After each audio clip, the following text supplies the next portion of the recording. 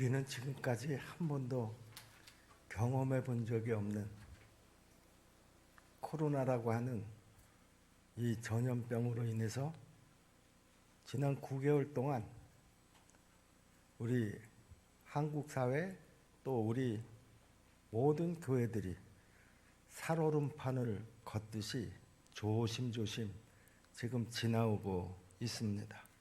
이만큼 시간이 지나면 좀 나아지지 않겠는가, 우리가 벌써부터 그런 기대를 가지고 지금까지 왔지만 들려오는 소식들은 점점 더 어두운 소식들만 들려오고 있습니다. 하루에 전 세계 확진자 수가 이제 50만을 육박하고 있고요. 미국이 그 20%가 되는 이제 10만 명을 육박하고 있습니다. 유럽도 그 뒤를 바짝 쫓고 있고요. 참 특이한 것은요, 선진국이라고 하는 나라들이 이 전염병에 전혀 그 힘을 쓰지 못하고 있다라고 하는 사실입니다.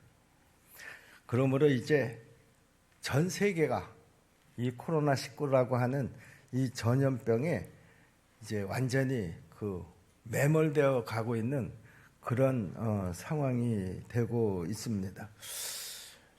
우리가 이런 상황을 두고 팬데믹이라고 하는 그 단어를 사용하고 있죠. 세계보건기구가 이 팬데믹을 선언했다라고 하는 것은 단순히 전 세계가 이제 코로나19에 감염에 노출이 되었다라고 하는 것만을 의미하지는 않습니다. 세계보건기구가 이 팬데믹을 선언했다라고 하는 것은 이제 우리 인력으로는 더 이상 이 전염병의 확산을 막는데 한계에 봉착을 했다라고 하는 것을 스스로 공식화한 것이기도 합니다. 그리고 거기에 따르는 이 글로벌 경제의 침체라든가 또 우리 지구촌 구석구석이 이제 위기 상황에 이르렀다라고 하는 것을 경계하는 그런 것이기도 합니다. 우리가 지금도 많이 경험하는 것처럼요, 이 코로나19는 우리 삶에 많은 것들을 지금 바꾸어 놓고 있습니다. 코로나19 이후를 사람들은 뉴 노멀 시대다 이렇게 말하고 있습니다. 이제 우리의 삶의 표준이 바뀌었다, 새로운 표준이 생겼다, 그런 말이죠. 지금까지는 의당 그런 줄로 여겼던 것들이 이제는 그렇지 않게 되는 것이 되었고요. 야, 그거 참 새로운데 이렇게 말하는 것들이 이제는 그냥 자연스럽게 일상이 되어 버렸습니다. 코로나 이전의 삶으로 우리는 이제 다시 돌아갈 수 없는 현실을 살아가고 있는지도 모르겠습니다. 포스트 코로나라고 말하는 이들의 공통적으로 말하는 것들이 몇 가지가 있는데요. 이 포스트 코로나를 이야기하는 사람들이 가장 지금 강조하고 있는 것이 탈종교화입니다. 코로나19 이후로 이 비대면의 문화가 점점 자리를 잡으면서 교회의 모임이 이제 힘을 잃어버리거나 그 의미를 잃어버릴 가능성이 점점 더 높아지고 있습니다. 모여서 예배를 드리고 모여서 찬송하고 모여서 서로 얼굴을 대하는 교제하는 일들이 이제는 어느 틈엔가 낯설게 느껴지는 그런 시대가 되었습니다. 그래서 아직 이 코로나19가 종식되지 않아서 그렇긴 하겠지만은 코로나19가 어느 정도 진정이 되면서 교회에 모여서 오프라인으로 예배를 드리고 있음에도 불구하고요, 이제는 많은 성도들이 교회에 나오는 것을 오히려 더 부자연스럽게 생각하는 그런 경향들이 점점 많아져 가고 있다라고 하는 것이죠. 지앤컴 리서치라고 하는 여론조사 기관에서 설문조사를 했는데요. 이 설문조사 기준일이 5월 24일입니다. 그러니까 1차 이제 코로나19 팬데믹이 막 그 활성화가 되고 있던 그런 시점입니다. 예배당에 모여서 예배를 드린 성도들의 숫자는 코로나 이전에 비해서 61%에 불과했다, 이렇게 조사를 했고요.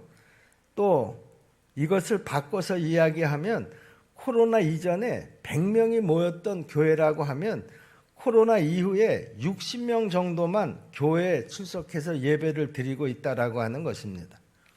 그리고 목회자들은 이 코로나19 이후의 교인 수가 19.7% 정도 이제 줄어들게 될 것이다, 이렇게 예상을 하고 있다라고 하는 것이죠. 코로나 이전에 100명이 모였던 교회라고 하면 이제 코로나 이후에 이 코로나가 종식이 된다고 하더라도 한 80명 정도만 모일 것이다, 이렇게 예상을 하고 있다라고 하는 것입니다. 그러나 방금 말씀드린 대로 이 여론조사의 시점이 5월 24일입니다. 우리는 그 이후에 2차 팬데믹을 경험을 하지 않았습니까? 어느 교회를 중심으로 해서 일어났던 두 번째 코로나 확산, 그리고 광화문에서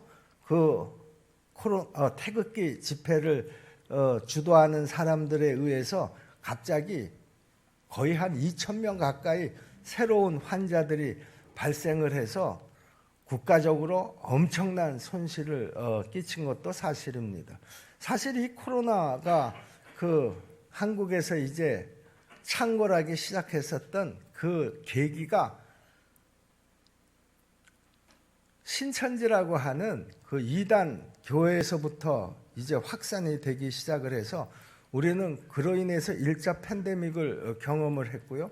두 번째는 어느 교회를 중심으로 해서 일어난 2차 팬데믹을 경험을 했습니다. 사람들은요, 이 일을 두고요, 이 팬데믹의 원인이 교회에서부터 시작이 됐다라고 생각하는 사람들이 의외로 굉장히 많다라고 하는 것이죠. 세상 사람들은 신천지가 기독교인지 아닌지 그거 구분하지 않습니다. 매스컴에서는 여전히 신천지 교회라고 방송을 했고요. 또 사랑제일교회가 어떤 교회다라고 하는 것은 세상 사람들은 관심을 두지 않습니다. 그들이 단지 교회를 대표해서 어떤 행동을 했다라고 하는 것, 거기에 더 관심을 두고 있다라고 하는 것이죠. 1차, 2차 이 팬데믹을 통해서 한국 기독교가 세상으로부터 얼마나 손가락질을 당하고 또 외면을 당하게 됐는지 모릅니다. 방금 말씀드린 여론조사 기관에서의 발표가 5월 14일 발표였었다고 하면 그 이후에 한국교회가 지금 처해 있는 상황은 훨씬 더 저는 나빠질 것이다, 그렇게 예상을 합니다. 이제 한국교회는 그야말로 지금까지 경험해 보지 못한 위기 앞에 섰다, 저는 그렇게 생각을 합니다. 제가 오늘 이 설교 원고를 이제 주보를 작성하기 위해서 차 목사님한테 금요일 날 넘겼는데요. 차 목사님이 이 설교를 쭉 확인을 해보고 나서 저한테 그런 얘기를 합니다. 목사님, 이번 주일이 우리 교회 창립 기념일인데 설교가 너무 좀 무거운 것 같아요. 좀 더 가볍고 밝은 설교를 할 수 있으면 좋겠는데 목사님 어떻게 생각하세요? 저한테 그렇게 넌지시 얘기를 합니다. 그래서 제가 그랬습니다. 아니다, 나는 이 설교로 이번 창립 기념일 설교를 대신하겠다, 그렇게 얘기를 했습니다. 여러분, 지금 상황은 아주 안 좋은데요, 우리가 평안하다 그럴 수 있는 그런 상황이 저는 아니라고 생각을 합니다.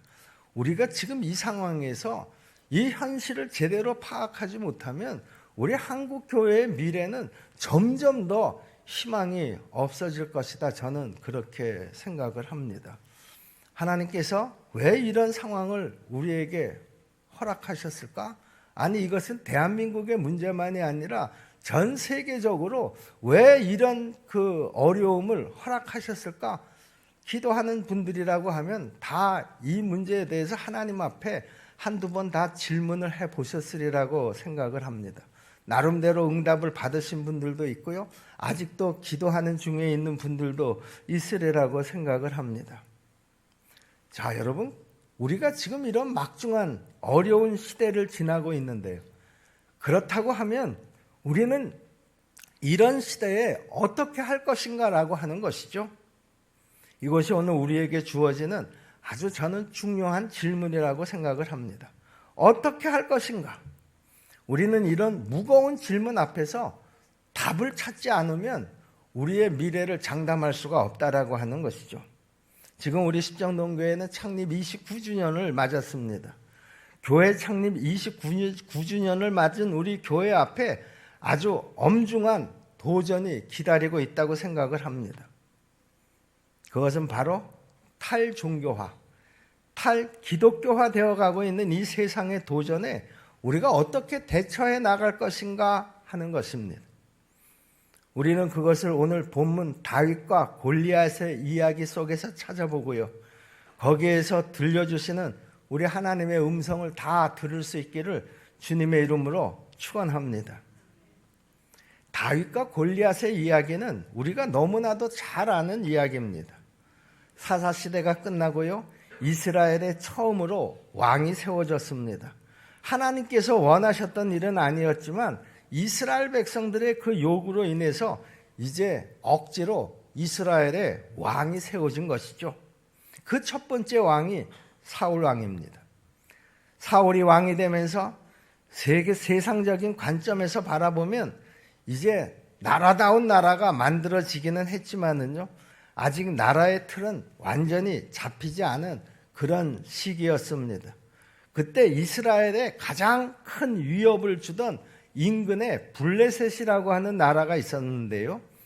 이 블레셋은 아주 발달된 철기 문화를 가지고 있었기 때문에 그들은 스스로 철로 만든 무기를 다량으로 생산하고 보유하고 있었습니다. 반면에 이스라엘은 아직도 철기 문명이 제대로 들어오지를 못해서 철로 된 무기를 가지고 있지를 못했습니다. 기껏해야 왕과 왕자 몇 명이 철로 된 칼을 가지고 있을 그런 정도였습니다. 바로 그런 상황에서 이스라엘과 블레셋 사이에 엘라 골짜기에서 이제 전쟁이 벌어진 것입니다. 그 전투에서 블레셋을 이끄는 장수가 하나 있었는데요. 골리앗이라고 하는 장수입니다. 우리가 잘 아는 것처럼 골리앗은 아주 기골이 장대한 그런 적군의 장수였습니다. 성경 표현대로 한다고 하면은요, 거의 키가 한 3m 가까이 이르는 아주 거인이었습니다. 그가 입은 갑옷의 무게만 하더라도 한 57kg 정도가 됐고요. 배틀채 같은 창자루 끝에는 약 7kg에 달하는 창날이 달려 있었습니다. 기골이 장대한 그런 골리앗이 온몸에다가 갑옷을 두르고 어마어마한 무기를 손에 들고 이스라엘 백성들 앞에서 눈을 부라리면서 쩌렁쩌렁한 목소리로 하나님을 모독하는 그런 소리를 마구 질러댔습니다. 그러자 그런 모습을 본 이스라엘 군사들은 모두 두려움에 치를 떨면서 도망치거나 숨기에 바빴던 것입니다. 물론 이스라엘에도 장수가 있었습니다. 또 훈련받은 군인들도 있었습니다. 그러나 어느 누구도 내가 저 골리앗과 한번 싸워보겠다 이렇게 나서는 사람은 하나도 없었습니다. 골리앗은 이스라엘이 결코 넘을 수 없는 그야말로 거대한 장벽과도 같았습니다. 그때 다윗이 그 전쟁터인 엘라 골짜기에 나타났습니다.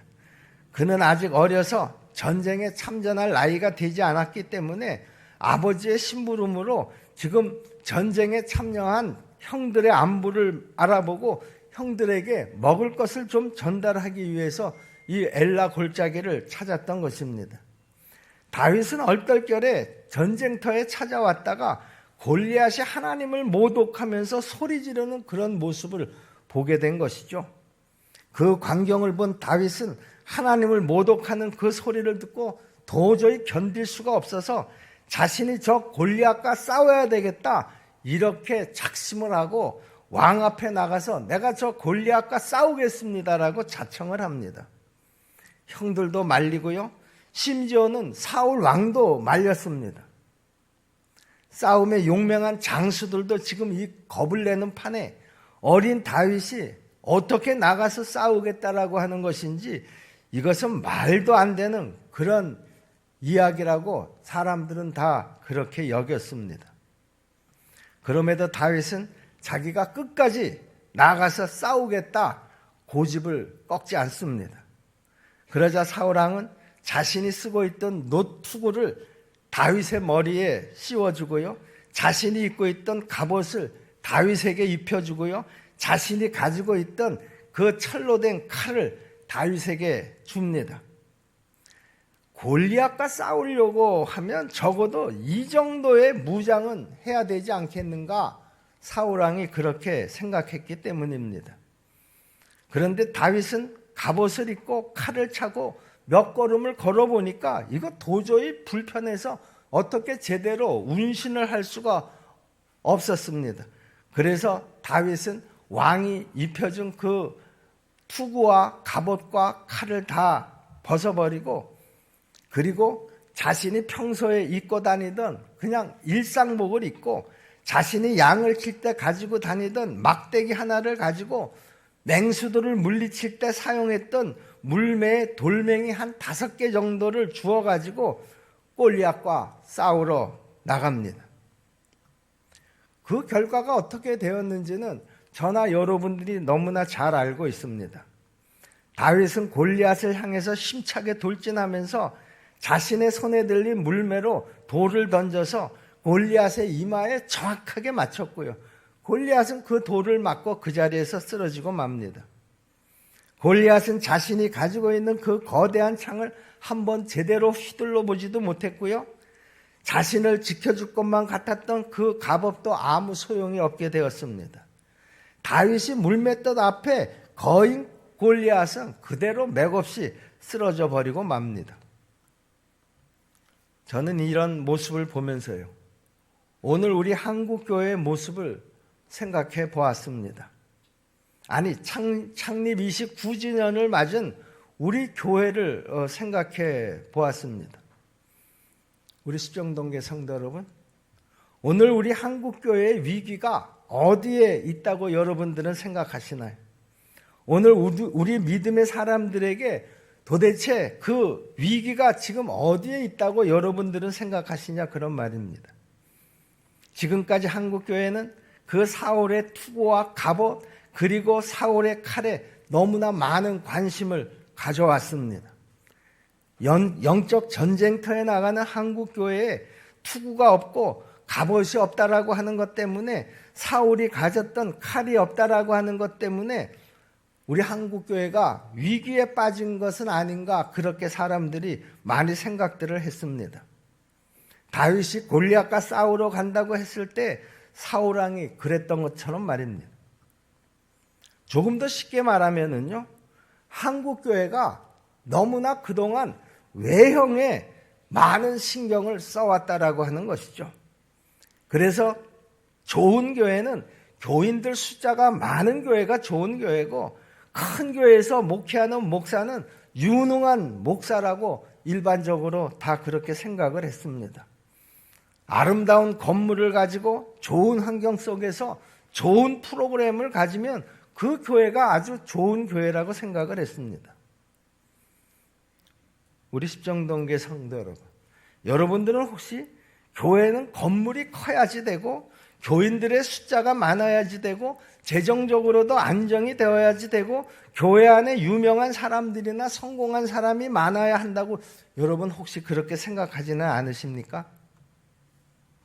지금까지 우리가 십정동교회를 생각하면서 기도했던 것들이 혹시 이런 것들이었다고 하면 우리는 지금까지 어쩌면 잘못된 기도를 하고 있었는지도 모르겠습니다. 여러분 오늘 본문의 다윗을 보시기를 바랍니다. 다윗은 투구와 갑옷과 칼이 없어도 골리앗과 싸우러 나가는데 전혀 두려워하지 않았습니다. 왕의 투구, 왕의 갑옷, 왕의 칼을 가진 사울이나 어떤 군사훈련을 잘 받았던 장수들조차도 골리앗 앞에서 두려워서 벌벌 떨었습니다. 그런데 다윗은 왕의 투구가 없어도, 왕이 입던 갑옷을 입지 않았어도, 사울이 허리에 찬 칼을 손에 들지 않았어도 골리앗과 싸우러 가는데 조금도 주저하지 않았다라고 하는 것입니다. 아니 오히려 사울이 씌워진 투구, 사울이 입혀준 갑옷을 다 벗어버리고 사울이 쥐어준 칼도 포기했습니다. 그랬더니 오히려 골리앗을 무찌를 수가 있었던 것이죠. 다윗이 입는 옷이 있습니다. 그냥 들판에서 양을 칠 때 입던 평범한 목동의 옷입니다. 다윗이 가진 무기를 가졌습니다. 그저 목동들이 양을 칠 때 사용하는 지팡이와 물매 정도였습니다. 그 지팡이와 물매가 어떤 것입니까? 사자도 물리치고요, 곰도 물리쳤던 그런 무기입니다. 사람들이 볼 때는 그야말로 별 볼 일 없는 무기처럼 보일지도 모릅니다. 골리앗도 그것을 보고 비웃었습니다. 그런데 다윗은 그 무기로 하나님의 능력을 경험했던 것이죠. 작고 보잘것없는 그런 무기였었지만은요, 그것을 사용하면서 다윗은 하나님만을 의지했고요, 하나님께서 함께 하셔서 사자의 발톱과 곰의 발톱에서 건져주시는 놀라운 은혜를 경험했던 것입니다. 오늘 본문에서 다윗은 왕의 갑옷을 입고 왕의 칼을 차고는 시험삼아 걸어보기도 했습니다. 그랬더니 그 걸음걸이가 너무나 익숙하지 않고, 그래서 자기가 입고 있던 그 옷을 입지 않겠다 그렇게 말합니다. 39절 말씀이죠. 다윗이 칼을 군복위에 차고는 익숙하지 못하므로 시험적으로 걸어보다가 사울에게 말하되 익숙하지 못하니 이것을 입고 가지 못하게 했나이다 하고 곧 벗고 그랬습니다. 여러분, 우리 한국교회의 위기가 바로 저는 여기에 있다고 생각을 합니다.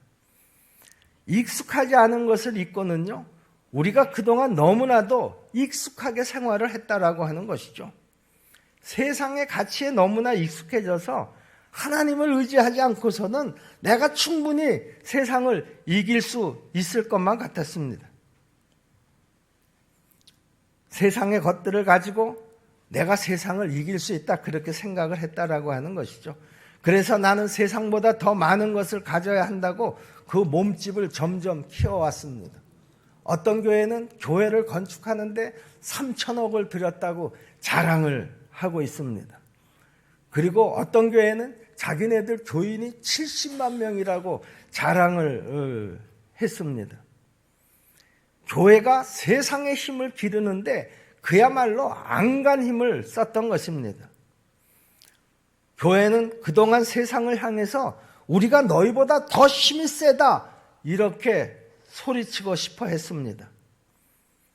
다윗이 벗어버렸던 것을 교회는 더 입고 싶어 했고요, 다윗이 익숙하지 않기 때문에 포기했던 것을 교회는 그것을 움켜쥐기 위해서 얼마나 그동안 안간힘을 썼는지 모릅니다. 그래서 교회는 결국 세상적인 힘을 가진 것도 사실입니다. 그 힘이 점점 커졌습니다. 목회자들은 청와대를 드나들면서 특별히 자기들의 교회에 어떤 특별한 부탁들을 했고요, 또 정부는 그 종교적인 어떤 힘을 이용하기 위해서 그런 목사님들과 특별한 관계를 이어갔습니다. 그러다 보니까 그 몇몇 교회는 예상도 하지 못할 정도로 아주 그 세력이 굉장히 커졌습니다. 여러분, 그런데요, 세상의 힘은 커졌고 그 세력은 커졌는데 하나님의 능력은 잃어버렸다라고 하는 것이죠. 믿음의 능력을 잃어버렸다라고 하는 말입니다. 다윗이 골리앗과 싸워서 이길 수 있었던 힘은 오직 한 가지였습니다. 그것은 바로 믿음이었습니다. 37절 말씀을 여러분 보세요. 여호와께서 나를 사자의 발톱과 곰의 발톱에서 건져내셨은즉 나를 이 블레셋 사람의 손에서 건져내시리이다. 이것이 다윗의 믿음이었습니다. 오늘 우리에게 정말 절실하게 필요한 것이 뭐냐? 바로 이 순수한, 이 단순한 믿음입니다. 사울의 투구, 사울의 갑옷, 사울의 칼이 아니라 바로 이 다윗의 믿음이라는 것이죠. 하나님께서 나와 함께 하시면 내가 어떤 상황도 두렵지 않다라고 하는 이 믿음. 하나님께서 나와 함께 하시면 내가 그것으로 만족할 수 있다라고 하는 그 믿음. 바로 이 믿음이 오늘 위기 앞에 선 우리 교회, 우리 교인들에게 꼭 필요한 믿음인 줄로 믿습니다. 우리 십정동교회 성도 여러분, 우리 한국교회만 그런 것이 아닙니다. 나는 어떻습니까? 우리는 과연 다윗과 같은 그런 믿음으로 지금 살아가고 있는가 하는 말입니다. 우리도 사울의 그 화려한 투구를 갈망하지는 않았습니까? 사울왕이 있던 그 튼튼한 갑옷이 있어야 내 삶이 안전하다 이렇게 생각하면서 살지는 않았느냐 그런 말입니다. 내 손에 사울의 칼이 들려져 있으면 좋겠다고 생각을 하고 그 칼을 손에 쥐기 위해서 내가 안달을 하면서 지금 살고 있지는 않느냐 그런 말이죠. 그리고 화려한 세상의 투구가 내 머리에 씌워졌을 때 우리는 그것으로 얼마나 만족했습니까? 그것이 하나님께서 내게 은혜를 주신 증표라고 또 착각을 하면서 말이죠. 우리는 그동안 세상의 권력이라고 하는 갑옷, 안정된 직장이라고 하는 갑옷, 성공이라고 하는 갑옷을 입고서 하나님께서 나를 보호하셨다라고 하는 그 거짓된 믿음에 안주하면서 우리가 살아왔습니다. 누군가를 향해서 비난의 칼날을 휘두르기 위해서, 누군가를 내 앞에 무릎 꿇게 하기 위해서 그 힘의 칼날을 휘두르면서 그것에 도취되어서 세상에 군림하려고 하는 욕망으로 살기도 했습니다. 그것이 마치 세상을 이기는 방법인 것처럼 말입니다. 오늘 우리는, 그리고 우리 한국교회는요, 바로 이 투구를 벗어야 합니다. 갑옷을 벗어 던져야 합니다. 손에 쥔 칼날을 버려야 합니다. 그리고 하나님 앞에 정말 진실된 믿음으로 다시 서야 될 줄로 믿습니다. 여러분, 교회의 능력은 다른 것이 아닙니다. 교회의 능력은 복음입니다. 예수 그리스도의 십자가입니다. 여러분, 우리가 그것만 붙잡고 그것을 최고의 가치로 여겨야 한다라고 하는 것이죠. 이것이 바로 탈종교화 시대에 교회가 살 길인 줄로 믿습니다. 하나님 앞에 진실된 믿음을 회복하는 길만이 탈기독교화 시대에 우리 교회가 살아남을 수 있는 방법이라는 것이죠. 오늘 우리가 예배 전 동영상에서 모든 악기의 기준음이 뭐라고 그랬습니까? 라라고 그러지 않았습니까? 저는 전화벨 소리가 라음이라고 하는 것은 오늘 저도 처음 알았습니다. 여러분, 우리 신앙생활의 기준이 뭡니까? 여러분의 신앙생활의 기준이 뭐냐 그런 말입니다. 사울의 투구입니까? 갑옷입니까? 칼입니까? 우리가 그것을 의지하는 동안에는 위기 앞에 선 우리 한국교회가, 위기 앞에 선 우리 성도들이 절대로 저는 승리할 수 없다고 생각을 합니다. 여러분, 세상이 아무리 변한다고 하더라도 여러분, 믿음은 변하지 않습니다. 2000년 동안 기독교가 수많은 변화에 직면했지만 그 어떤 변화 속에서도 변하지 않은 것은 바로 이 믿음입니다. 믿음을 통해서 역사하시는 하나님의 능력은 절대로 변하지 않습니다.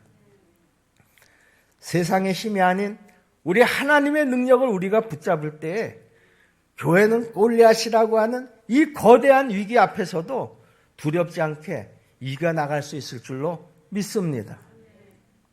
다윗은 이 거대한 장수 골리앗을 보지 않고 누구를 봤습니까? 하나님을 보았습니다. 여러분, 내가 지금 어떤 위기 앞에 섰습니까? 어려움 앞에 섰습니까? 문제가 해결되지 않습니까? 여러분, 그것을 세상적인 방법으로 해결하려고 하지 마시기를 바랍니다. 그 위기 앞에서, 그 문제 앞에서 먼저 하나님을 바라볼 수 있기를 바랍니다. 그리고 내 마음속에 다시 한번 믿음을 확인하시기를 바랍니다. 아무리 힘든 시대를 우리가 살아가고 있지만, 시시때때로 변하는 그런 시대를 살아가고 있지만, 우리가 하나님을 신뢰하면서 나가는 사람은 얼마든지 이 험한 세상을 이길 수 있게 될 줄로 믿습니다. 여러분, 시대가 변할 때 사람들은 세상의 힘을 가지려고도 안간힘을 쓸 것입니다. 그러나 교회는 달라야 합니다.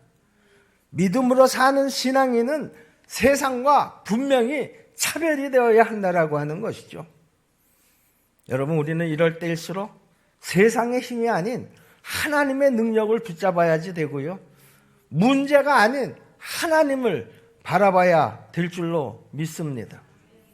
여러분, 이 위기 속에서 우리 한국교회가 살아남을 수 있는 길은요, 다시 복음의 본질로 돌아가야 한다라고 하는 것입니다. 하나님께서 우리와 함께 하시면 아무리 세상이 빨리 변한다고 하더라도, 아무리 많은 것들이 변한다고 하더라도 우리는 결코 두려워할 필요가 없습니다. 세상보다 더 크신 우리 하나님이 바로 우리의 아버지시기 때문에 그렇습니다. 사울의 투구, 사울의 갑옷, 사울의 칼이 절대로 우리를 구원하지 못합니다. 우리의 구원은 오직 하나님의 손에 있습니다.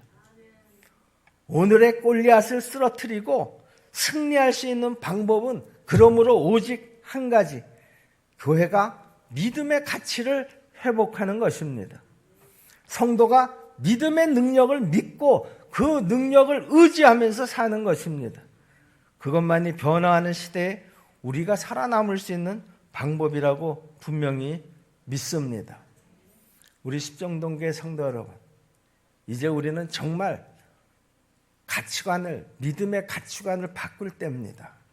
혹시라도 지금까지 우리가 세상을 기웃거리다가 나도 모르는 사이에 내 믿음의 본질, 내 믿음의 가치가 바뀌었다라고 하는 것을 여러분들이 확인하셨다고 하면은요, 더 주저하지 마시고요. 여러분, 지금 이 시간에라도 다시 그 믿음의 본질로 돌아오시기를 바랍니다. 하나님, 이제 나는 세상의 갑옷을 추구하지 않겠습니다. 세상의 투구를 추구하지 않겠습니다.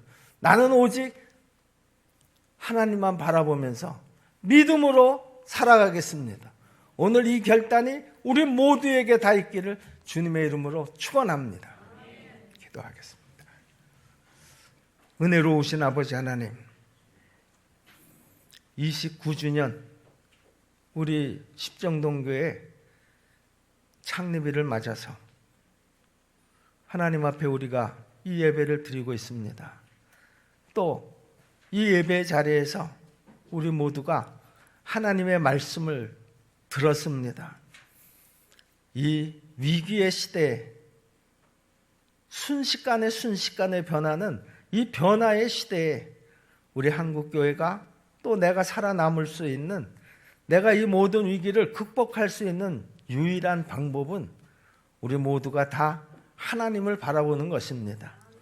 그 믿음으로 우리가 이 모든 어려움을 극복하고자 했을 때 하나님께서 나와 함께 하심으로 우리가 이 모든 위기를 극복해 나갈 수 있을 줄로 믿습니다. 은혜로우신 하나님 아버지, 이 위기가 우리들에게 화가 복이 되게 하여 주시옵소서. 이 위기가 하나님의 영광을 더 크게 드러내는 기회가 되게 도와 주시옵소서. 예수님의 이름으로 믿고 기도하옵나이다. 아멘.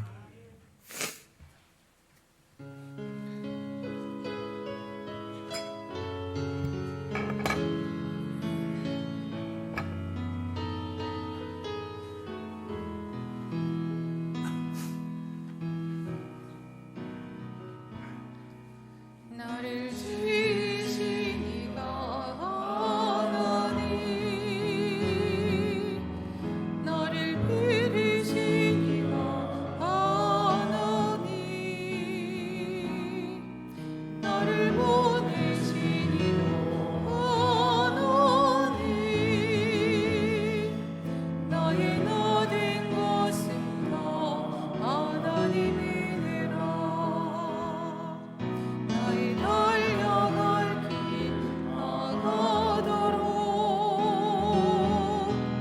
나의 마지막을 다하도록, 나로 이 십자가 맹세 하시니, 나의 나 된 것은 다 하나님이니라.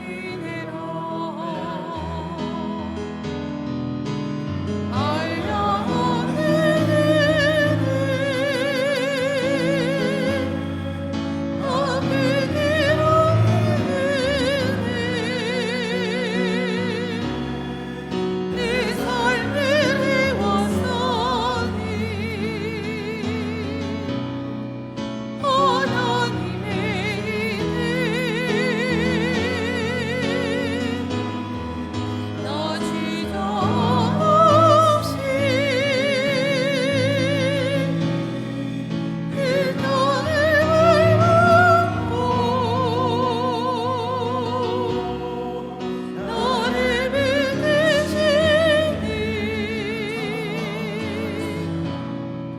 하나님의 은혜, 나를 지으신 이가 하나님, 나를 기르신 이가 하나님, 나를 보내신 이도 하나님, 나의 나 된 것은 다 하나님이니라. 달려갈 길 나가도록, 나의 마지막을 다하도록, 나로 이 십자가 맹세 하시니, 나의 나 된 것은 다 하나님이니라.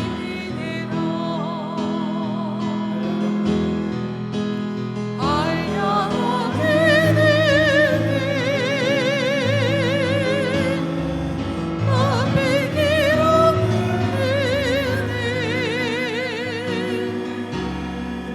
내 삶을 해왔사니 하나님의 은혜,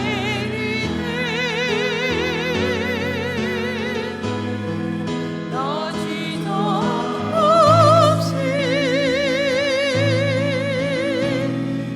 그 땅을 밟고 나를 믿으시니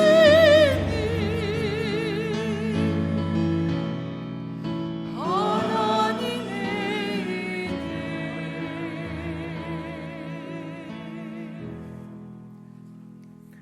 고마우신 아버지 하나님, 이 어려운 시간 속에서도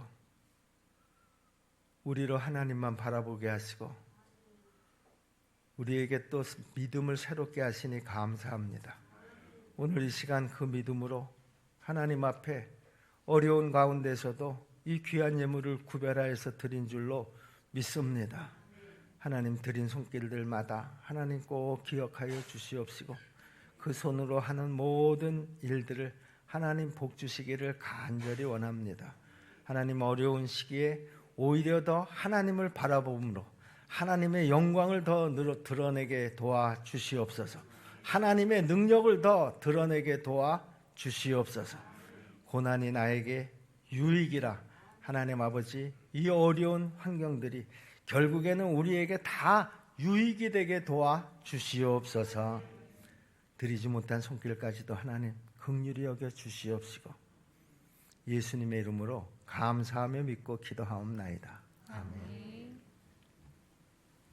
교회 소식 함께 보시겠습니다. 이번 주 금요철 예배는 새가족 사역팀 주최로 드립니다. 오늘은 저희 교회 창립 29주년 감사 주일입니다. 이 걸음까지 인도하신 우리 하나님께 진심으로 감사를 드립니다. 우리 30주년에는 하나님 보시기에 더 아름다운 모습으로, 복음으로 무장된 모습으로 우리가 모두 서기를 원합니다. 여러분 오늘 나가시면 기념품이 준비가 되어 있습니다. 한 가정에 하나씩 가지고 가시기를 바랍니다. 기념품은 무명으로 준비를 해주셨습니다. 우리 지난주부터죠. 예, 우리가 지난주부터 구역 예배가 온라인 줌과 오프라인으로 같이 이렇게 따로따로 진행이 됐습니다. 여러분 구역 예배에는 온라인으로 하실 수 있는 부분 구역은 하셔도 되고요. 그게 참 힘들어요. 다루기가 기계를 다루는 게 힘드시면 여러분 우리가 이 방역 수칙을 좀 철저하게 지키셔서 오프라인으로 들으셔도 괜찮습니다. 그래서 편안하게 해서 구역 예배가 잘 진행될 수 있도록 해주시기 바랍니다. 전도는 우리가 개인 전도로 진행이 되고요. 양육 5단계를 다음 주부터 진행을 하려고 했는데 조금 연기를 해야 될 것 같습니다. 지금 여러 가지 상황이 조금 고민을 좀 더 해봐야 되는 상황이 된 것 같아서 바로 추후에 연락을 드리겠습니다. 안 그러면 양육 5단계가 1대1 양육으로 그렇게 진행될 수도 있을 것 같습니다. 속으로 보이는 거는 조금 힘들 수도 있을 것 같고 1대1로 또 바뀔 수도 있을 것 같습니다. 우리 총회본부에서 진행되는 나라를 위한 이 기도에 여러분 함께 동참을 좀 해주시기를 부탁을 드립니다. 오늘 11월 1일입니다. 시작이 됐는데 생명의 싸움 지난주에 여러분 다 가지고 가셨죠? 예. 지금 몇 권 남지 않은 것 같습니다. 여러분 아직 그 큐티책을 받지 못하신 분들은 나가시면서 우리 팀장님 잘 챙겨주시기를 부탁을 드립니다. 우리 지난주에 등록했던 우리 고대일 형제, 정미선 자매 믿음의 성숙을 위해서 여러분들 기도해 주시고 또 잘 섬겨주시기를 부탁을 드립니다. 우리 다른 광고 없으시면 자리에서 일어나셔서 앞뒤 좌우 인사 나누도록 하겠습니다.